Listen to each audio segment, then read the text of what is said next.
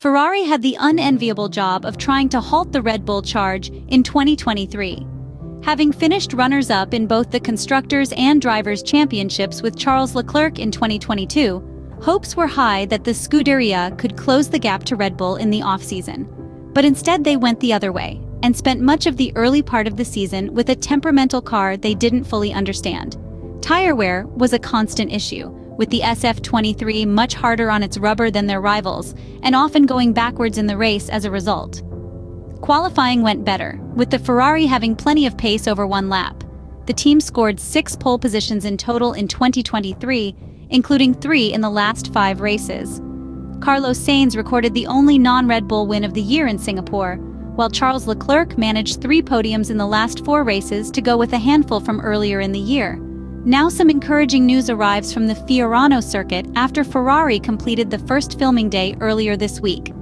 Thanks to the 200 total kilometers covered by Charles Leclerc and Carlos Sainz in excellent weather conditions, the Maranello team has been able to analyze and compare the data from the new SF-24 single-seater ahead of the Bahrain preseason testing session, which is scheduled to take place next week at the Sakhir circuit.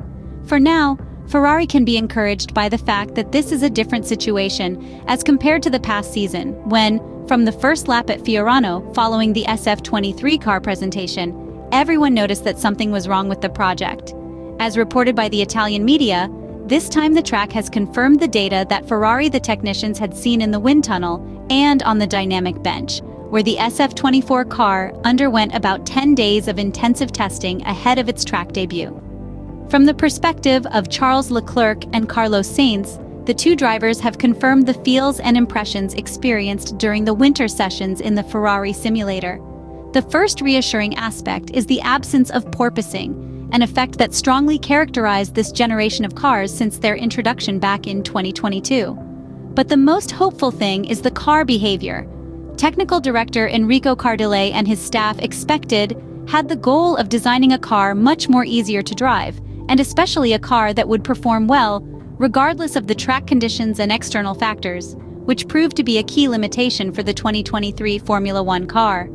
Getting those compounds into a working window where the drivers can push without causing degradation and graining is so key. And for Ferrari, they need to be able to do so when following in the dirty air of other cars. Both drivers complained about their tire wear throughout last year, with the issues particularly exposed on high-speed, high-degradation circuits.